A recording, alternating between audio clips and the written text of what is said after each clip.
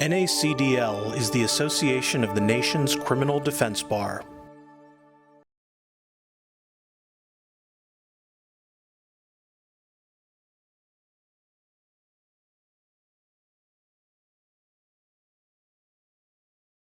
That individual, whose initials are LB, is charged with, good morning, I'm so sorry, completely dismembering his own daughter. And her body was found in a trash cart near where he lived. There was very little physical evidence, and he's maintained his innocence since day one. It was a horrible case, right? One of the worst kinds that we get. But somehow that case ended, even though her body was found near his apartment. This is the one where we got a second-degree murder conviction. So the first piece of technology that we use to challenge the government is actually scuba diving. So in this particular case, after the body was discovered, the police went back and tracked every movement of my client over the course of several days. We used that evidence against them to prove that there was nothing to be found. He went fishing carrying a big cooler. Her body parts were missing. And by the way, I don't know if any of you have read stories in the media about a shopping cart killer in Virginia. If you've seen that story on CNN, there is an individual who was just apprehended for meeting women, maybe like on Backpage, mutilating their bodies, leaving them in shopping carts. And we would maintain throughout, he was actually apprehended after my client was incarcerated, and we maintain that there's an alternate suspect.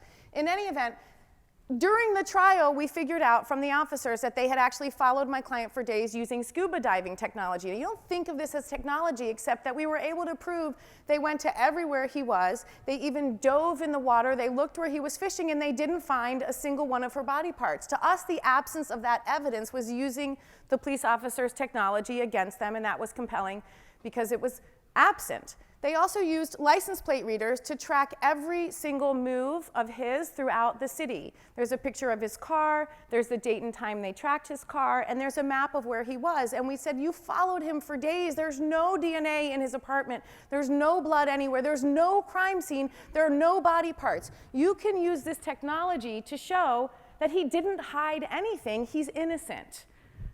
We also had how many of you have heard from an FBI cast analysis, Matt Wild maybe, or another one?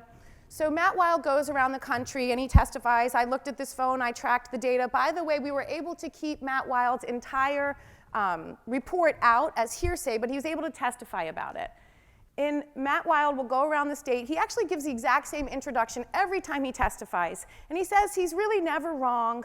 It's always going to be a phone appearing in this sector. If you look in the left-hand portion of the screen, the blue dot is the treatment center where the victim was last seen, and the red circle is the sector in which her phone was pinging or using that tower. And Matt Wild testified on direct. He's always right. He's never wrong, and he doesn't need to check his work because he's essentially a perfect FBI analyst. And he said that her phone would always be pinging where it was in that lightest circle, and if not there in that sector, it's going to be at the next closest tower in the same direction, so towards me on the side of the screen. You're always right. Yes, I'm always right. You never get it wrong. I never get it wrong. Do you ever check your work? Because let's look at this call right here. That says 150 on 510. Well, if you look at this surveillance video, can you see the time up there? Can anybody call out what the time is on that? 1350, which means 150. For the entire minute of 1350, which is 150, she is sitting in the exact same location. People are walking up and talking to her. Buses are going by. She has her phone in her hand, and she never moved. And this was really fun to impeach him. Her 150 phone call was pinging over a mile away from where she was sitting. And we were able to completely impeach him because no prosecutor ever sat down and said, wait, you've plotted the last time we ever saw her, and we have her on video. Let's talk about why that was wrong. And nobody ever did that. So we actually have that. If you're going to have Matt Wild testify, are you always right? Right? That sector where that phone was pinging is not even the next closest tower in the same direction, and he had no explanation for how that was. And if cell phone evidence and tracking technology is important in your case, I think you're going to want to have that to talk not just with Matt Wild, but his colleagues about do they ever check their work, because sometimes they get it wrong. Now, in that particular case, we also used Google location data. Now, I'm not going to talk about it because I still hardly understand it, but Michael's going to talk about it tomorrow. I highly recommend everybody go to Michael Price's presentation. But very, very quickly, in the light shaded circle on the right-hand part of the screen, they said that my client was, his Google location data showed him near that big red dot, which is the dumpster where the victim's body was found. I didn't know much about Google location data, so I called Michael in the middle.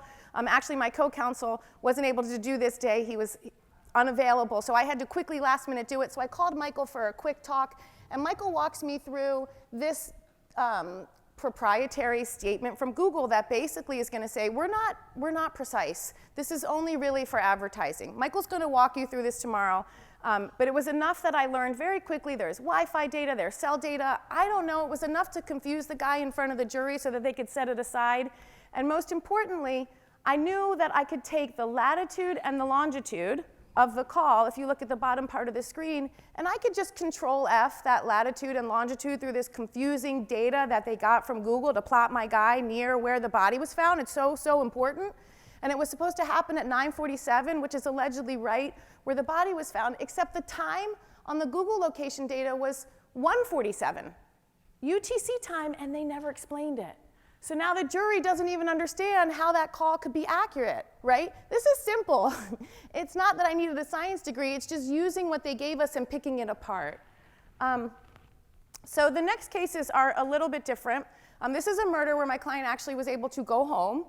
And I'm going to ask you to look at the government's technology in two different ways. This is body-worn camera technology and residential surveillance. So how many of you have had a case where the police pull somebody's surveillance from their house? And you get that video, and sometimes it doesn't look very good. So in this particular case, the thing that was first missing that I noticed was body-worn camera. I'm going to get you to the surveillance video from the resident in a second.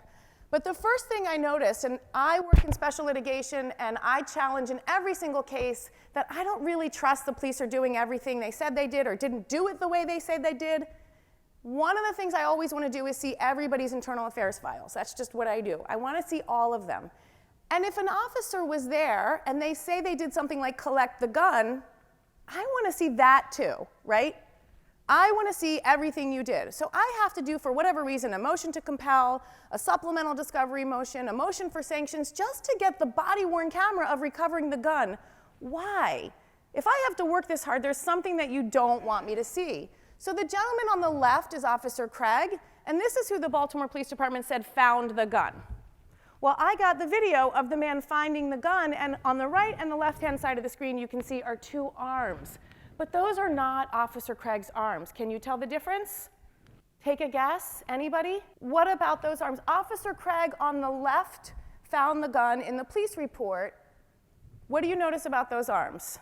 The lighting's not so good, but take a guess. They're white. Those are Caucasian arms, and Officer Craig is not.